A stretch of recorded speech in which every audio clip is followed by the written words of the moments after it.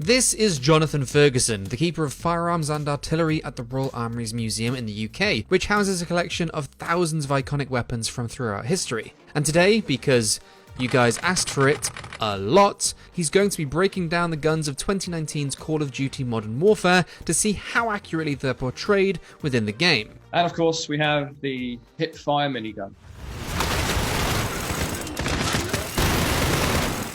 Long story short, no. Let us know if there are any other games, guns, or mechanics you want Jonathan to break down, but right now, here's Call of Duty Modern Warfare. Can't go loud. Need a suppressor. I'm the gangster in the street. That'll do it. Okay, first pause.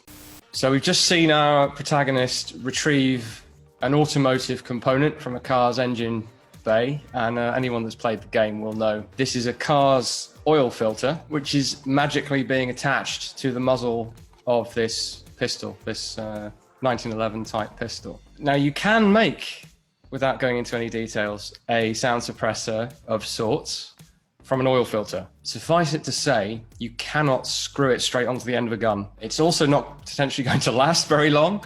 It's not going to be very efficient as a suppressor. The amount of sound suppression you're going to get from this is going to be relatively minimal. People will still hear a gun going off. Good eye. The sound suppressor is also far too quiet. It's not quite Hollywood pew pew. There's a bit of meat to the sound there, but for gameplay purposes, obviously, it's quite muted. Way more than what this repurposed bit of equipment could provide. I'm set. Shoot the left toe. Awesome.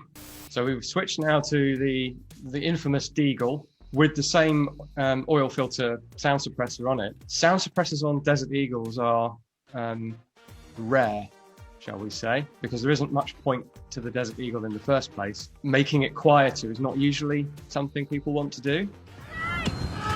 Enemy helicopter! Pausing.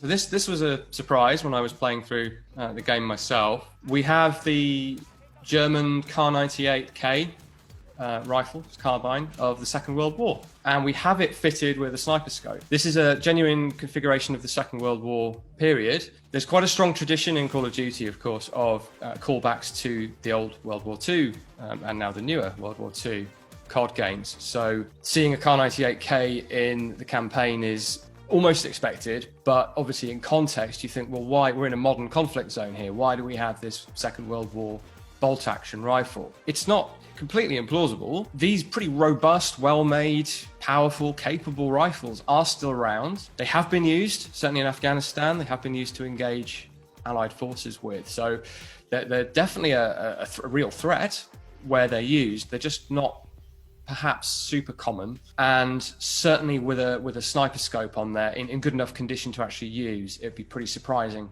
to see that in real life.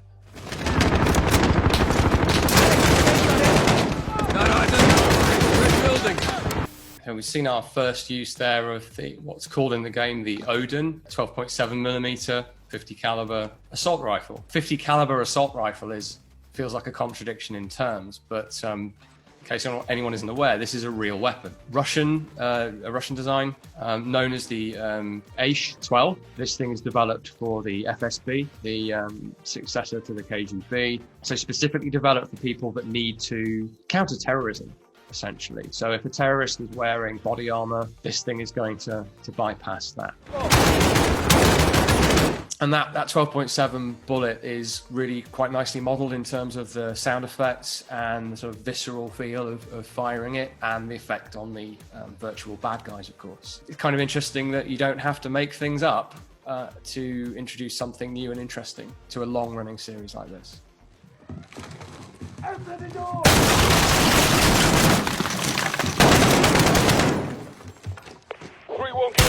Roger, move. Pausing. Now this was the level that I enjoyed the most playing through the campaign myself. I hesitate to say enjoyed because it's got a bit of real-world resonance to it. But thinking of the old-school Rainbow Six games, counter-terrorist stuff, I found really quite compelling in the game. We're playing here as members of the SAS, of course. Although it might not be their primary armament, they have been seen in public with the SIG MCX. Now, as we are a contemporary collection here, we try to keep as up to date as we can. We do actually have an example of the SIG MCX. So just like in the game, and it's a pretty faithfully modeled weapon. Caliber, the basic configuration of the receivers is pretty spot on. It's a very modular weapon, which fits Call of Duty's modular approach with the gunsmith in terms of how you configure the weapon in different ways. That makes more sense with a modern weapon like this than it does with some of the others that are in the game. They're all over the rooftop! Spinning it down! I need cover!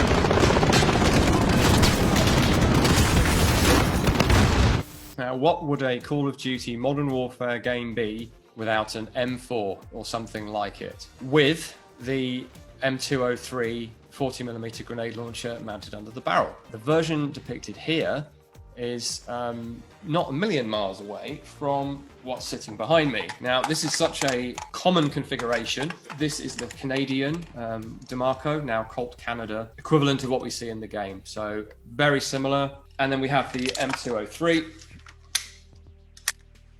which you open up just like in the game, insert a cartridge, close it up, and fire it.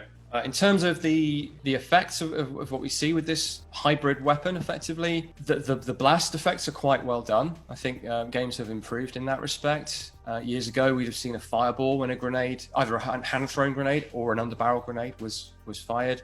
Now it's much more of a blast effect with sort of dust or whatever's in the environment, and can't see them, but your character's or the enemy is being wounded by effectively projectiles, and that's how grenades work in real life. Something we've seen from the first Modern Warfare onwards is an on-screen grenade sight with a sort of ladder reticle, which I've never got on very well with, but so you get an on-screen aiming, which is a bit of a throwback, really. We have iron sights, we have optical sights. It's interesting that we don't aim our underbarrel grenade using the actual sights on the weapon. We still use the reticle on the screen. So I'm waiting for that to sort of catch up.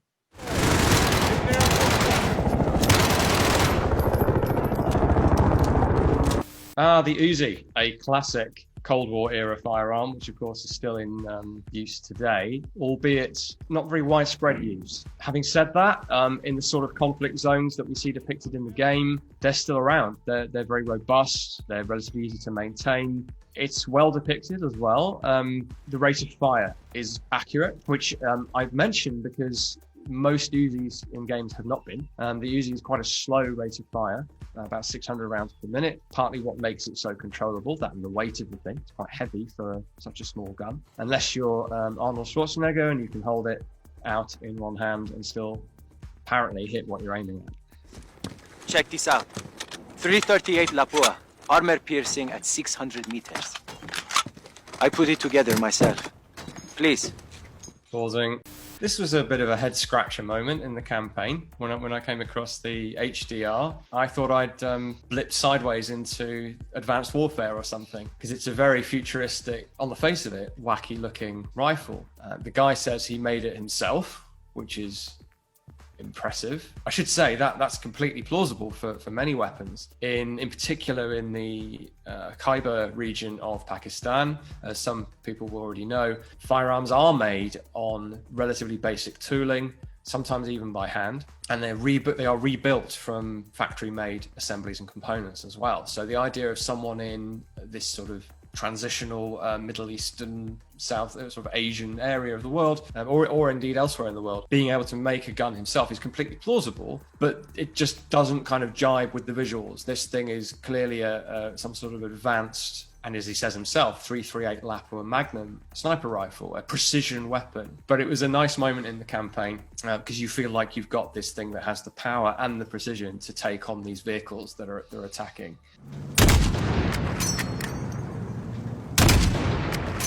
Something I like about this is the vapor trail of the bullets. It might not be quite what you'd see in real life, but the effort to replicate the visuals of a big heavy bullet smashing through moisture in the air, which does create this sort of spiral trail. You can actually see where your bullets are going at long range. So that adds something, I think, to depict it in the game. You're alone. Pausing. This was another slightly confusing moment for me playing through this originally. So we're into this nighttime level, and to see the weapon in use be an M14 took me aback slightly, especially with the red dot sight used for CQB type fighting. The M14, a 1950s battle rifle, full power cartridge, semi-automatic, and you may well put a suppressor on it to reduce your sound signature. The fact that you're running around with a close quarter battle sight on it is what didn't quite tally. But traditionally, you'd see something like this with a magnified optical sight on it, and it would be for medium range, out to perhaps 800 meters, not shooting people in the face in the dark. And the sound suppressor report that we get from this rifle is very Hollywood, almost like a laser sound. I'd expect a much sort of louder pop sound. So we see the player here taking out lights with the M14. This is quite a common legitimate use of a suppressed weapon in this sort of situation. So it's an interesting real world gameplay mechanic, if that makes sense, to use it to take out lights.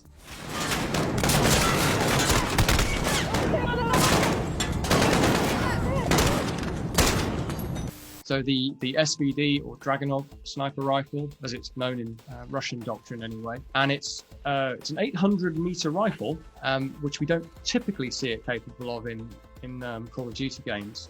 Here we see it used indoors, a bit more of a CQB environment. Makes some sense in that because it comes with a mount for a scope, you're able to fit a thermal optic, and you're a bit hampered by the rate of fire of the SVD, but it's powerful, just like in real life. So it will tend to take down bad guys pretty quickly.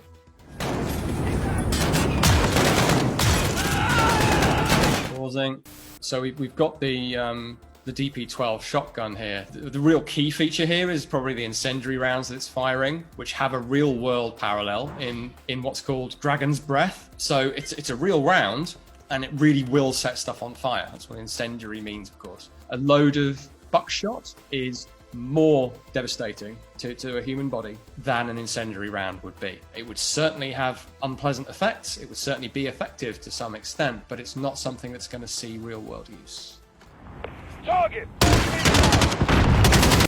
We see there another grenade launcher, but a standalone grenade launcher. Originally a South African design, the Milcor MGL. In the museum collection, one of the early versions. It's an interesting weapon because it has this wind-up revolver mechanism. So you wind that up to a certain number of clicks, and then when you pull the trigger, it releases it to the next chamber and fires a shot. Very effective for exactly what we see in the game. There might be a marksman engaging your squad. You can lob in explosive shells that will stop them from shooting at you. It's pretty much the sort of thing this was designed for.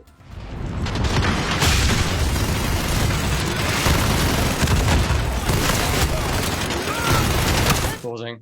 And of course, we have the hip-fire minigun, beloved of action movies and video games alike. I've been fortunate enough to hold the rig from Predator and Terminator 2 once when on a trip to the States. Long story short, no.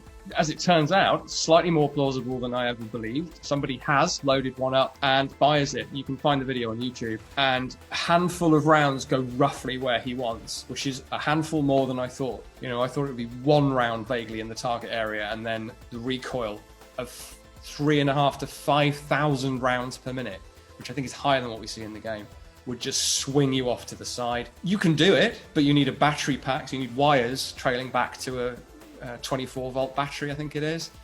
You need tremendous amounts of ammunition. You cannot carry all of that around unless you are a T-800 or Jesse Ventura.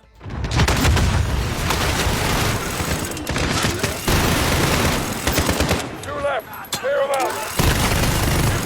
Okay guys, that's it. Thank you for watching this breakdown of the weapons of Call of Duty Modern Warfare 2019 with me. I've enjoyed it. I hope you have too.